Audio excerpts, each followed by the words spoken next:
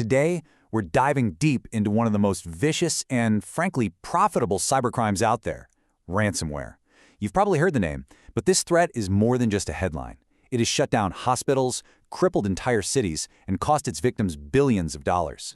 Just stop and think about that for a second. What if your whole digital world, every photo, every work project, every memory you've saved was suddenly gone, locked away from you? And then a message pops up demanding cash to get it back. This isn't some plot from a movie. For millions of people, it's a terrifying reality. And believe me, this is big business. In 2023 alone, victims paid out over $1.25 billion in ransoms. That's a mind-boggling amount of money. We're not talking about a few lone hackers here. This is a massive, highly organized criminal industry built entirely on extortion. All right, so how does this whole digital hostage situation even work? Let's break it down and look at what we're actually up against. So at its core, ransomware is just a nasty piece of software. It finds a way onto your computer, hunts down all your important files, documents, photos, you name it, and then scrambles them using incredibly strong encryption. The only way to unscramble them is with a special digital key, and, you guessed it, the attackers are the only ones who have it. The method behind this madness is, well, it's both brilliant and absolutely terrifyingly effective. It's a protocol with a pretty cool name, actually, crypto-viral extortion. And it follows a very precise set of steps to make sure the attacker is always holding all the cards. Okay, this process is just incredibly clever. Here's how it works. In step 1, the attacker puts a public key into the malware. Think of this like an open padlock they've sent you. Now in step 2, once the malware hits your system, it locks up all your data with a brand new key, and then it locks that key inside a box using the padlock they sent. Here's the kicker, seen in step 3. The only one with the private key to open that padlock is the attacker. So you have to pay them to unlock the box and give you back the key to your own files. It's a perfect trap.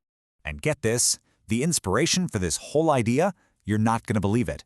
It came from the sci-fi horror classic Alien. Yeah, really. The computer scientists who first came up with this theory back in '96 literally modeled it after the facehugger, a digital parasite that latches onto a host system and just refuses to let go. Kind of creepy, right?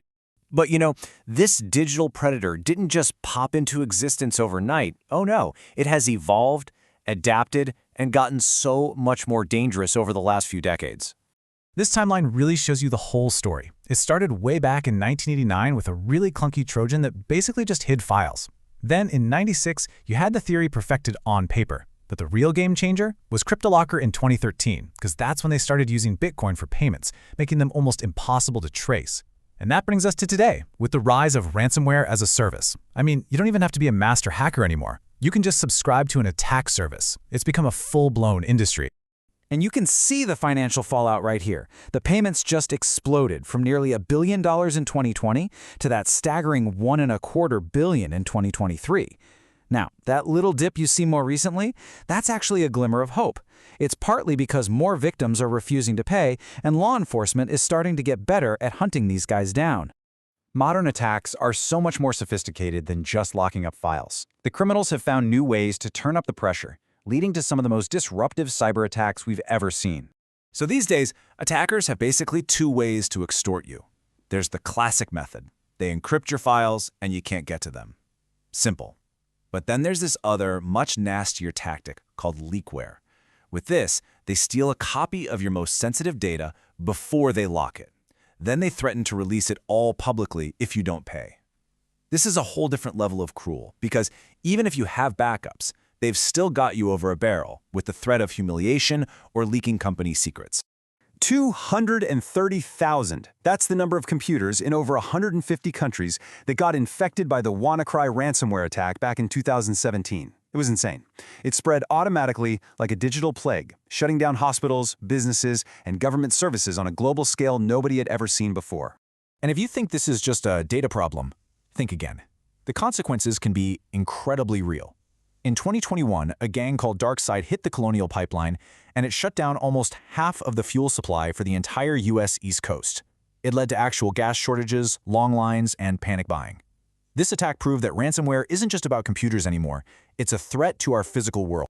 So after all that doom and gloom, you're probably asking, how on earth do we fight back? Well, the good news is we can. There are very real, very effective steps that you, me, and big organizations can take to build a solid defense. Okay, look, the best defense is a layered one. The absolute most critical thing is having offline backups, copies of your data the malware can't possibly reach. Right after that is keeping all your software up to date. From there, it's about good habits. Be a little paranoid about weird emails and links. For businesses, something called network segmentation can stop an infection from spreading to the whole system. And there are even built-in tools like controlled folder access on Windows that act like a bodyguard for your most important files. And hey, if the worst does happen, paying the ransom is not your only option. There are collaborative projects out there like No More Ransom. It brings together law enforcement and cybersecurity companies, basically the good guys, and they work to crack these ransomware strains. They offer free decryption tools that can help you get your data back without paying a dime to the criminals. Which really brings us to the big final question, doesn't it? As our world gets more and more digitized, our data just becomes more valuable and a bigger target. Winning this fight isn't just about better software, it's about global cooperation, and it's about all of us staying vigilant. The war against digital extortion is definitely far from over.